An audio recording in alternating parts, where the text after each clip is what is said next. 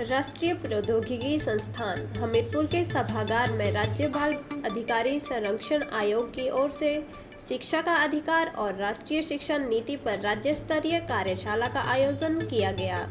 इस अवसर पर राष्ट्रीय बाल अधिकारी संरक्षण आयोग के अध्यक्ष प्रियंक कानूनगो ने शिरकत की और दीप प्रज्वलित करके कार्यशाला का शुभारंभ किया। कार्यशाला में राज्य बाल अधिकार संरक्षण आयोग अध्यक्ष वंदना योगी, राष्ट्रीय शिक्षा नीति विद्या भारती उत्तरी क्षेत्र सचिव देशराज व सदस्य शैलेंद्र बहल के अलावा एडीसी अपराजिता चंदेल भी मौजूद रही। राष्ट्रीय बाल अधिकारी संरक्षण आयोग के अध्यक्ष प्रियंक कानूनगो ने कहा कि शिक्षा नीति बच्चों के लिए अधिकार को देखने का विषय है, जिससे बाल अधिकारों की दृष्टि नीति से आयोग इसकी निगरानी करते रहता है। उन्होंने कहा कि सभी प्रदेशों की सहभागिता और जिम्मेदारी सुनिश्चित करने के लिए बाल आयोग विभिन्न विषयों पर चिंतन करने के लिए कार्यशाला का आयोजन किया जाता है। राष्ट्रीय बाल अधिकारी संरक्षण आयोग के अध्यक्ष प्रियंक कानूनगो ने कहा कि बाल संरक्षण के मामले हिमाचल में बहुत कम है और बाल संरक्षण के लिए आयोग बढ़िया काम कर रहा है, लेकिन माइग्रेशन के मामले कुछ सामने आए हैं जिसके लिए चिंता करने की ज़रूरत है। उन्होंने कहा कि हिमाचल की सोसाइटी के द्वारा बच्चों की मदद और संरक्षण किया जाता है, साथ ही शिक्षा में भी समाज अपनी जिम्मेदारी का निर्वहन बखूबी करता है। अनाथ आश्रमों को बनाने के विषय पर राष्ट्रीय बाल अधिकारी संरक्षण आयोग के अध्यक्ष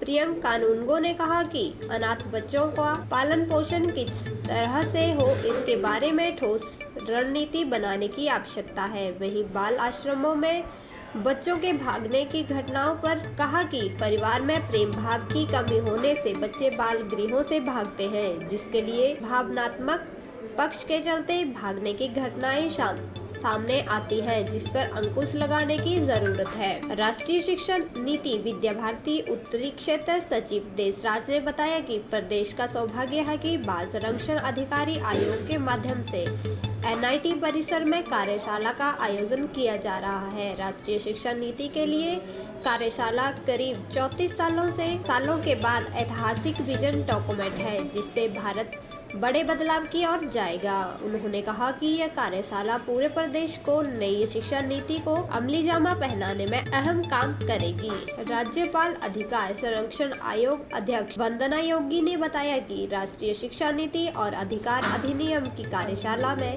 हित संरक्षण विभागों का समन्वयक और सामंजस्य बिठाने के लिए अहम जानकारी दी जाएगी। उन्होंने कहा कि राष्ट्रीय शिक्षा नीति के लागू होने से बच्चों को गलियों से निकलकर शिक्षा प्रदान करने के लिए काम किया जाएगा।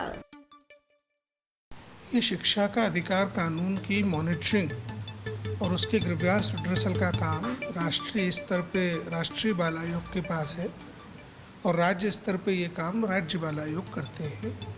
चूँकि शिक्षा नीति बच्चों की शिक्षा के अधिकार को ही विस्तृत रूप से देखने का एक विषय है, इसलिए ये बहुत ज़रूरी हो जाता है कि बाल अधिकारों के दृष्टिकोण से भी शिक्षा नीति के अनुपालन में आयोग उसकी निगरानी करते रहे। साथ ही साथ शिक्षा का अधिकार कानून की निगरानी, शिक्षा के अधिकार कानून के ग्रीवियंस रिड्रेसल, ये दोनों ही इतने महत्वपूर्ण विषय हैं जिसमें सभी स्टेक होल्डर्स की सहभागिता जिम्मेदारी तय करने के लिए आयोग ये सुनिश्चित करते हैं कि समय समय पर हम लोग समस्त हितधारकों के साथ बैठकर इस बारे में चिंतन करते रहें और बातचीत करते रहें। उसी कड़ी में हिमाचल प्रदेश स्टेट कमीशन ने ये आज इस प्रकार की परिचर्चा का आयोजन किया है, जिसमें मैं यहाँ उपस्थित हूँ। कि देश और हिमाचल प्रदेश की स्थिति की अगर बात करें तो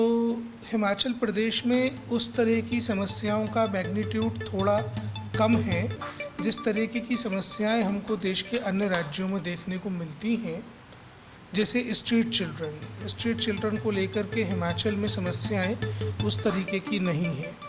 जैसे कि हम बात करें अगर चिल्ड्रन होम्स की, तो चूँकि हिमाचल प्रदेश की सोसाइटी बहुत ही इंक्लूसिव सोसाइटी है, बच्चे अगर देखभाल एवं मदद की ज़रूरत के भी होते हैं तो भी उनको निश्चित रूप से परिवार समाज में एक बेहतर संरक्षण और माहौल यहाँ पे प्राप्त होता है, तो ये समस्या भी वहाँ पे नहीं है। शिक्षा के क्षेत्र में भी हम देखें तो मेरा पुराना अनुभव भी हिमाचल के बारे में ये रहा है कि समाज अपनी जिम्मेदारी का निर्वहन स्कूलों के प्रति, बच्चों की शिक्षा के प्रति बखूबी करता है, इसलिए उस तरीके की समस्याएं भी जो देश के दूसरे भागों में देखने को मिलती हैं वो कम है। लेकिन यहाँ पर जो समस्याएं हैं, माइग्रेशन एक बड़ी समस्या हमको दिखती है, जिसके कारण बच्चे आउट ऑफ स्कूल होते हैं। यहाँ से चाइल्ड लेबर के रूप में भी माइग्रेशन के कुछ मामले यदा कदा सामने आते रहे हैं। हिली टेरेन होने के कारण स्कूली इंफ्रास्ट्रक्चर भी एक बड़ी समस्या यहाँ पर हमेशा से रही है। हम कोशिश करेंगे कि नई शिक्षा नीति और शिक्षा का अधिकार कानून के क्रियान्वयन की प्रभावी मॉनिटरिंग के माध्यम से इन समस्याओं के हल शीघ्र से शीघ्र ढूंढे जाएं और सबको समेकित रूप से समान शिक्षा बच्चों के अधिकार की तरह उनको मिल सके।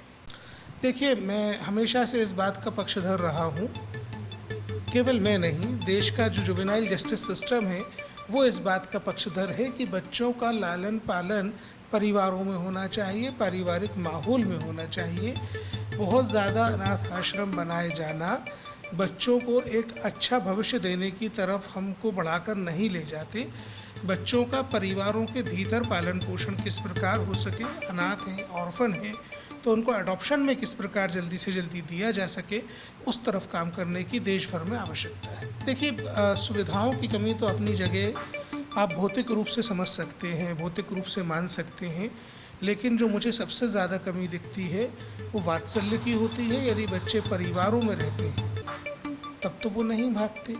परिवारों के अंदर भी जब रन अवे होने के बच्चों की घटनाएं आती हैं, उनमें सबसे बड़ा कारण परिवार में प्रेम भाव की, वात्सल्य की कमी, लड़ाई झगड़े का माहौल, ये एक बड़ा कारण होता है।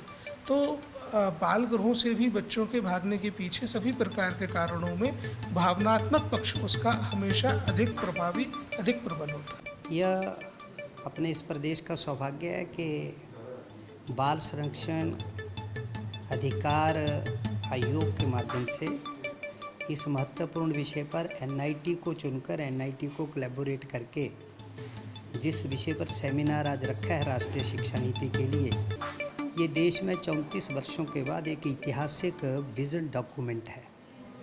और इस विज़न डॉक्यूमेंट के माध्यम से भारत एक दिशा में एक बड़े बदलाव की ओर जाएगा।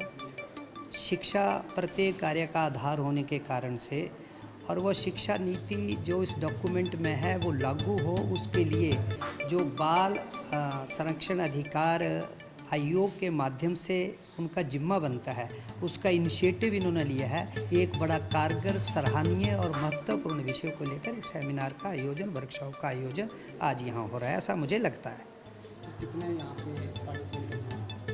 प्रदेश भर के लोग इनवाइट हैं यहाँ पर, जो शिक्षा क्षेत्र से जुड़े हैं, जो डिफरेंट पोजीशन के ऊपर हैं, और कुछ प्रशासनिक और आयोग के अपने सदस्य सही मायनों में यही इस इम्प्लीमेंटेशन को लागू करने वाले लोग हैं। तो यही एक फोकसिंग ग्रुप है जो स्टेट की शिक्षा को एक दिशा दे सकता है। आज राज्य बाल आयोग ने एनआईटी में राष्ट्रीय शिक्षा नीति और आरटीई शिक्षा का अधिकार अधिनियम इस विषय पे कार्यशाला रखी है, और प्रदेश भर के जितने हित रक्षक विभाग हैं उनका समन्वय बैठे, उनका सामंजस्य बैठे, और ये बड़ी अनुकूल परिस्थिति है कि राष्ट्रीय शिक्षा नीति का क्रियान्वयन भी हिमाचल अग्रणी राज्य के रूप में करने जा रहा है। तो हम सब जब हित रक्षक हैं तो हम सांघिक योजना करें कि गलियों की अवस्था से बच्चों को निकालें और शिक्षण संस्थानों में उनको भेजने की व्यवस्था हो, क्योंकि ये जो राष्ट्रीय शिक्षा नीति है ये थोड़ा सा विश्वास जगा रही है कि अर्थ के बोझ से और भाषा के बोझ से हमारे बच्चे मुक्त होंगे और स्वतंत्र वातावरण में वो फलेंगे, फूलेंगे और बढ़ेंगे। और किसी भी राष्ट्र की उन्नति के लिए शिक्षा एक महत्वपूर्ण साधन है। तो इतना सा प्रयास राज्य बाल आयोग ने किया है। आप सबका आभार, आप सब ने हमको सुना। आपके माध्यम से हम समाज से भी आह्वान करेंगे कि आइए मिलके शिक्षा के इस पर्व को मनाएं।